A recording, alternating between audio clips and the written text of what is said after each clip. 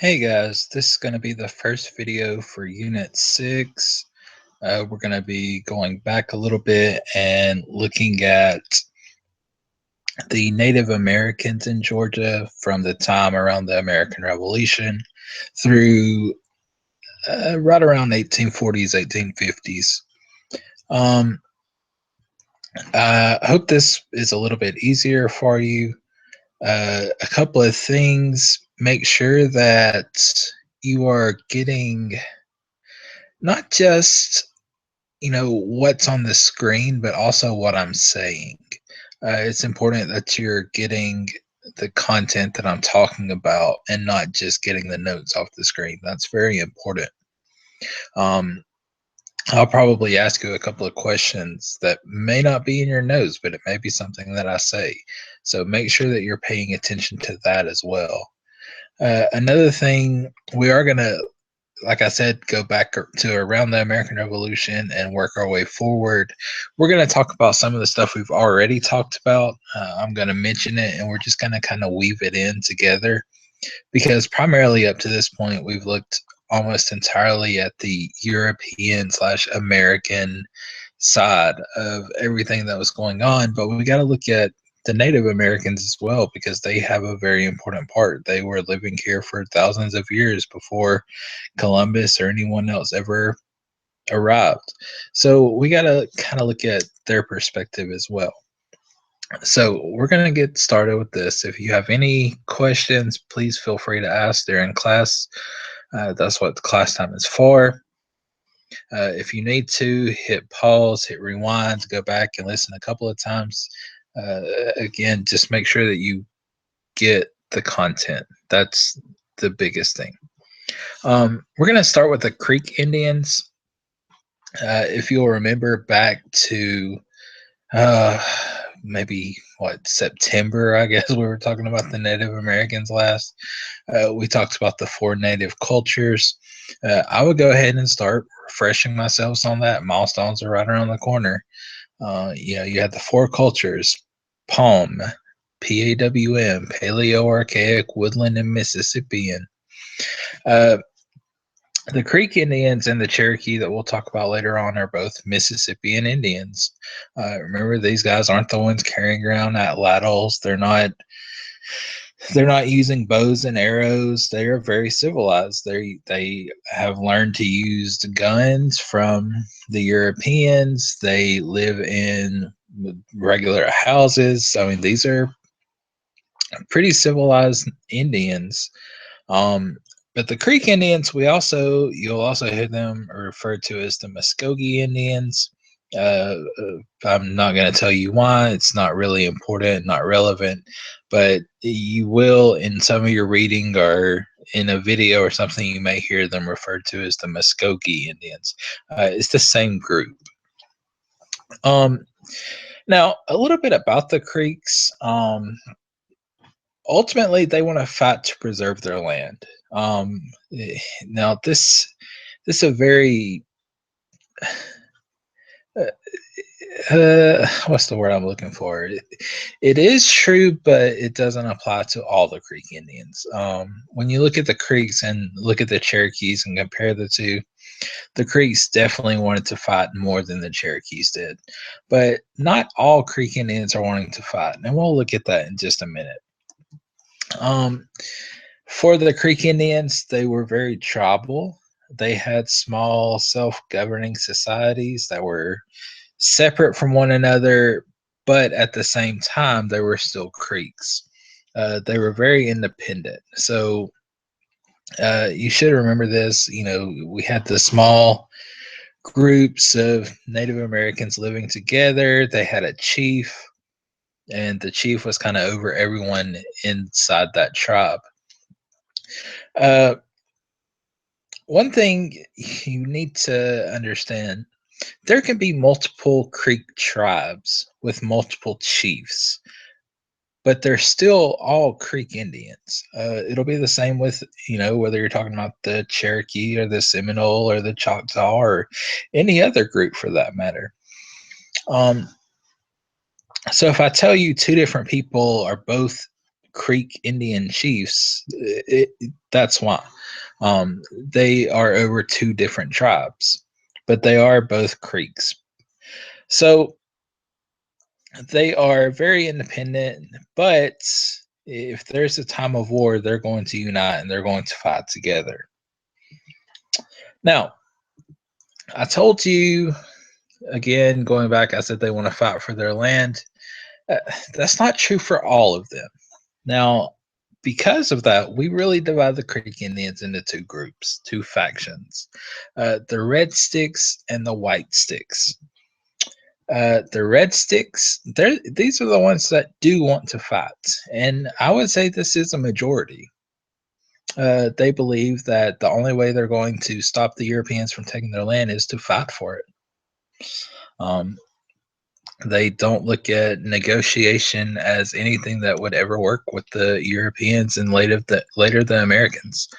They're led by a guy named Alexander MacGillivray, who we'll talk more about in just a minute. But the other group is the White Sticks. And these guys, they want peace. They look at what's going on and they say, we're not going to be able to win a fight against these people. So we need to try to live with them peacefully. And hopefully we will be able to keep some of our land and some of our way of life. And the White Sticks are led by a guy named William McIntosh. Most important thing, make sure you understand the difference between the Red Sticks and the White Sticks. The Red Sticks, think red, you think blood, you think anger, you think fighting.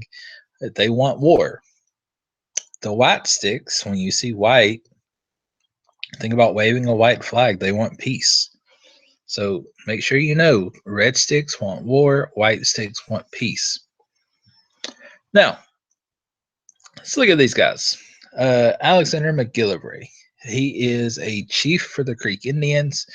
He will also be an interpreter. And the reason for that is because of who his parents are. His mother was a Creek, and she raised him a very close member of the tribe. And his lineage come from a series of Creek chiefs, and he went on to become one as well. However, his father was Scottish, and his father was a trader.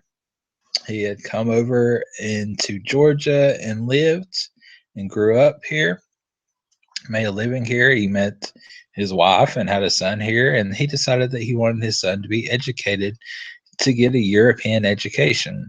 And that's what happened. Alexander ended up going to school in Charleston, South Carolina, and got an education. He learned English. However, he remained part of the Creek tribe. He went back and become a chief. Now, before he went back, he did support the British during the Revolutionary War. He worked as an officer, and one of his jobs was to recruit other Indians to come and fight alongside the British. Well, if you know anything about the Revolutionary War, which you should, the British lose. So Alexander MacGillivray goes back home a loser, to put it mildly. He goes back, and all of a sudden you have the Americans looking at MacGillivray and the Creek Indians saying, this guy just fought against us. We're not too happy about that. So one thing he will do, he will negotiate with the General Assembly of Georgia, and he will give them some land. He will say, this land along the Oconee River, that's yours. Now let's just live peacefully. Here's a map. You see the Oconee River here, and it's this little swath of land. You see it, Oconee Creek, 1790. So here's the land that he gave up to them.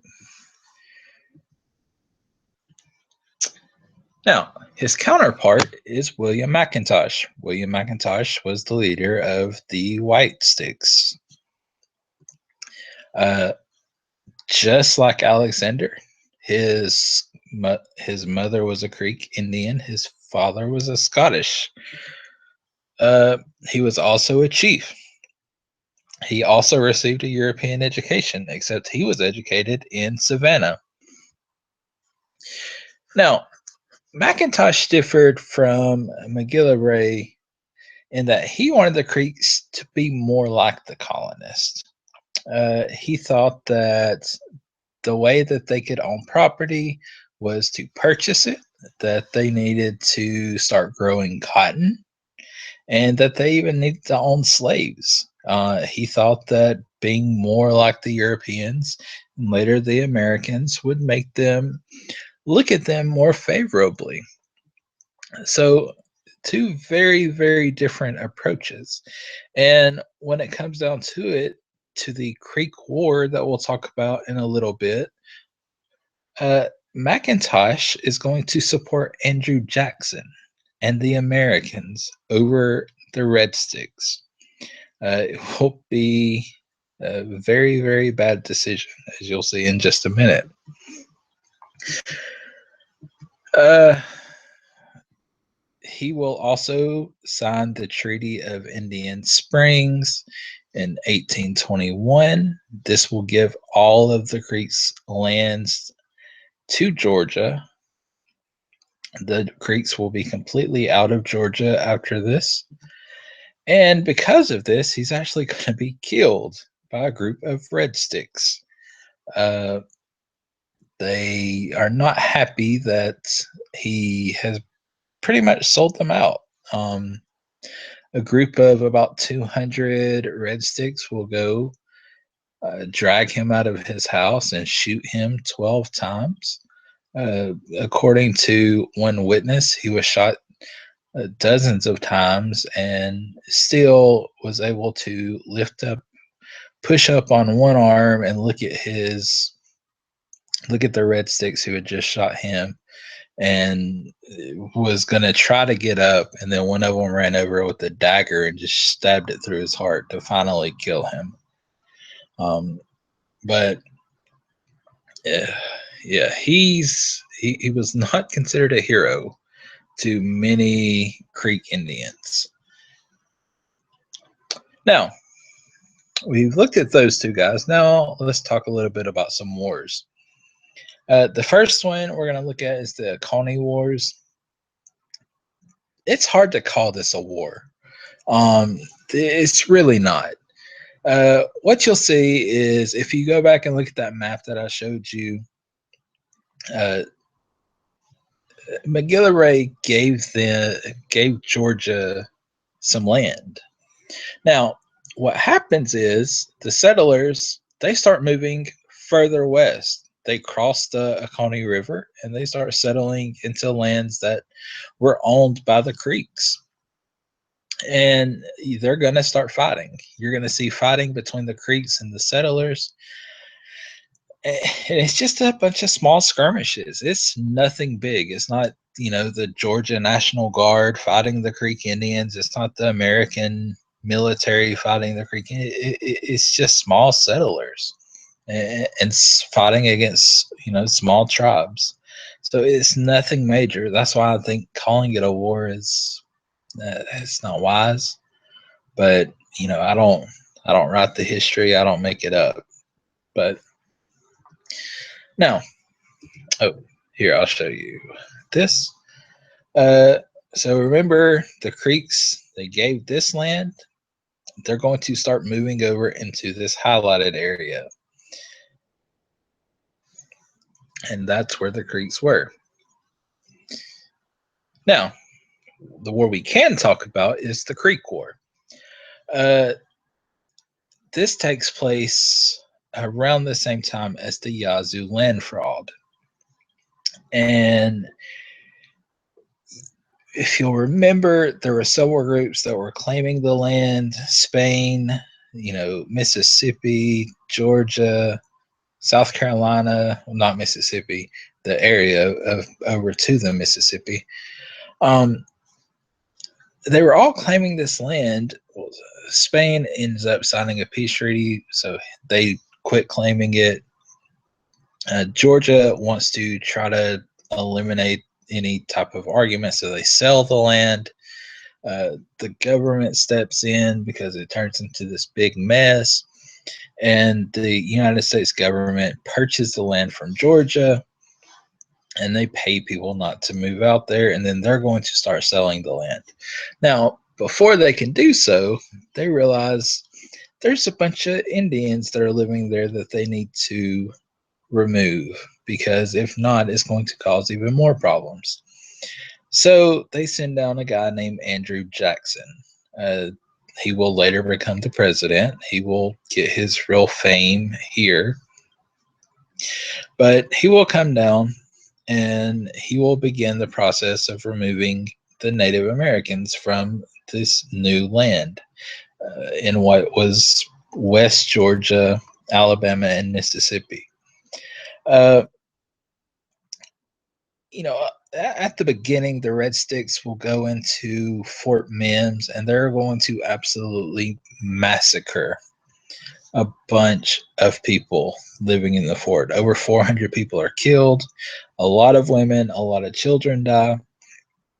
And because of this, Jackson says basically, I'm not going to take any sympathy on the Red Sticks. He's going to go in and he's going to kill as many as he can. And he moves pretty quickly. He pushes them out of Georgia. He traps most of the Red Sticks in one location in Alabama. It's called Horseshoe Bend. And this is where we see the end of the Creek War. Jackson will lead his troops here. He will surround them, and he will absolutely wipe them out. If you look at this map, you see this river here. It's in the shape of a horseshoe. This is Horseshoe Bend. And the Red Sticks were actually caught in the bend. And Jackson come up here, and he's going to kill them, attacking this way and attacking this way. Now, the way he does this is he sends men to surround the river. So the Red Sticks have no escape. They can't come around first of all, the river's too deep, but even if they did swim across, they wouldn't be able to cross. Jackson cuts the line off here. Now, what happens is the Red Sticks build a wall. Donald Trump would be happy with them because it's a great wall. It's about 4 to 8 foot tall, and Jackson can't get through it. He's got his artillery people, and they're firing at the wall, and they cannot knock this wall down. It's quite hilarious that they just threw this wall up, and Jackson was stopped. If the men tried to go over the wall, the Red Sticks just shot them. So for the time being, the Red Sticks were, they were doing okay. Now, Jackson knew eventually they would starve to death. This from here to the log barricade was only about 1.5 miles, so it's not a lot of land. They'll eventually run out of food, run out of supplies, and they'll die. But what happens before that is they actually bring a boat down here and they start ferrying soldiers across. And slowly they build up enough soldiers and they're going to attack them from behind. And once they get in, they're going to kill every single Red Stick that they can find. They are not going to take any prisoners.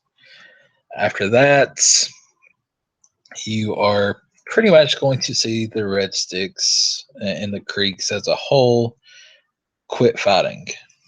They're going to give up all of their lands, well, nearly all of their land, to the government. Governor Troup, he will get the federal government to make a deal. He will allow some land to be left to the Creeks. He says we shouldn't take all of their lands, uh, leave them some. And the government does make this agreement. They will get William McIntosh, as we talked about, to sign the Treaty of Indian Springs. And all of the land in Georgia will be given to Georgia. There will be some Creek land left in the state of Alabama, and that will be taken a little bit later on. But the reason that Troup pressured the government to make a deal, Governor Troup and William McIntosh were first cousins, so they were very close. And Troup didn't want to see, his cousin have all of his land taken away. But 6, 7, 8 years later, the Creeks, as I said, they will be pushed out of Alabama. They will be pushed out of Mississippi, and they're going to be pushed all the way across the Mississippi River into eventually into Oklahoma, is where they will end up. But that's all we'll look at today. We'll look at the Cherokees next. So if you missed anything, please go back and rewind. If you need me to go over anything more in depth, I will be happy to. Just please ask me in class. Thanks, guys.